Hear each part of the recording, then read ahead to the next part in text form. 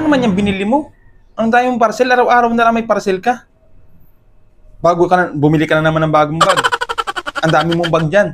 Halos di mo na magamit.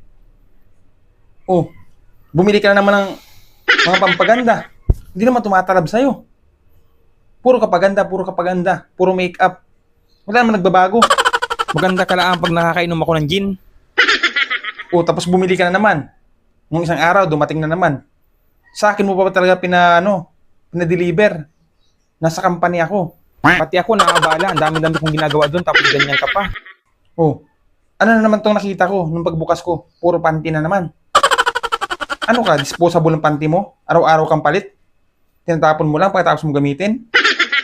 Ay, kainaman ka. Ayaw na ayaw kasi nung naglalaba, kaya bili ng panty. Balikan tampuyungin ay. Kundi ko lang ikaw mahal ba kasi nauli ko na ikaw kay mama mo, Tapos mayroon na naman dumating dito. Ngayon, sandals na naman. Anong dami mo ng sandals doon sa labas? Nangalahat na.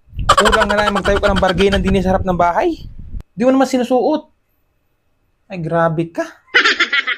Ako naman ha. Nung bumili ka ng maraming sapatos, ano yung paa mo? 20? May narinig ka sa akin? Wala, di ba?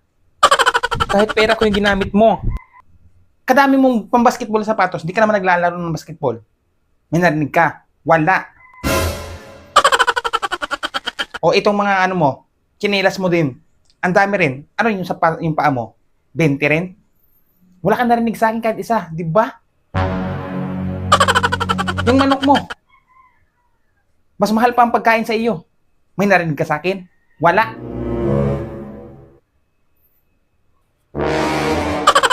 O nung isang araw, pumunta tayo ng Watson. Bumili ka ng malaking gel. Para sa buhok mo, parang bulbul naman. May narinig ka sa akin? Wala. O yung kargada mo na pinakasalan kita, ha? Nalaman ko na parang patatas sa malupa yan.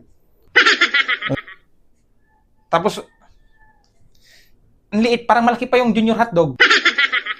May narinig ka sa akin? Ha? Wala. Oy. Tigil-tigil na daw ako.